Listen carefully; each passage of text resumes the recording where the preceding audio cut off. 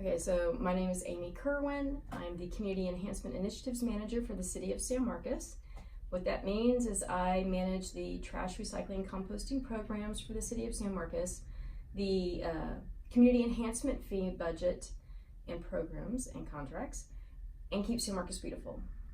And with Keep San Marcos Beautiful, we look at waste reduction, recycling, beautification projects, and then litter prevention.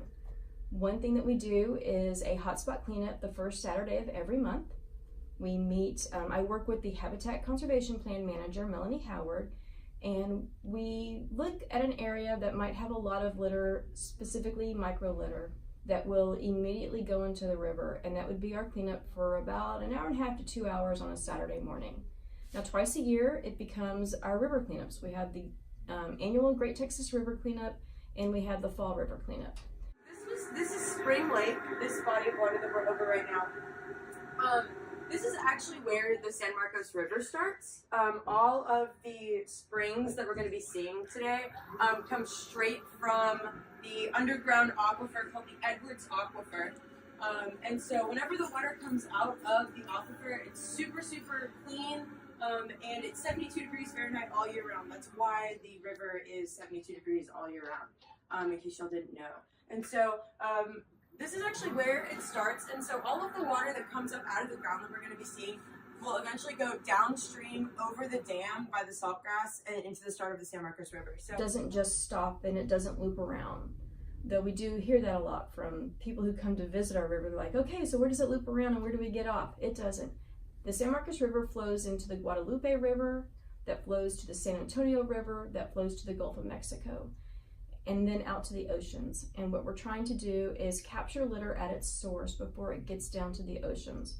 Or if it happens to be in a big flood, so this is any kind of storm runoff, it could then get in the debris line when the waters recede, and other animals might eat it.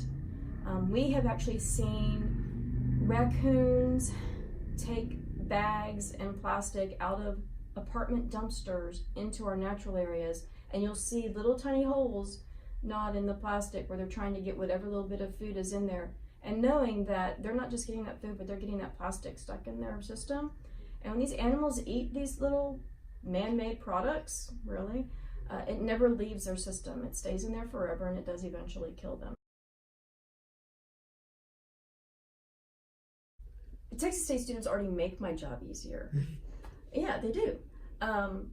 When you look, so you participated in the Fall River Cleanup, right? And what was the majority of the volunteers? Texas State students. Texas State students.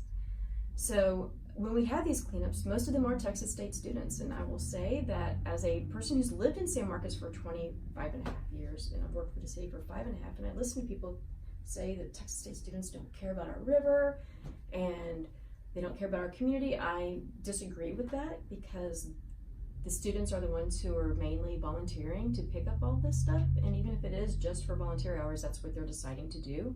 They really do have a passion for the river and the community, because the citizens who are complaining are not the ones who are down at that river cleanup picking up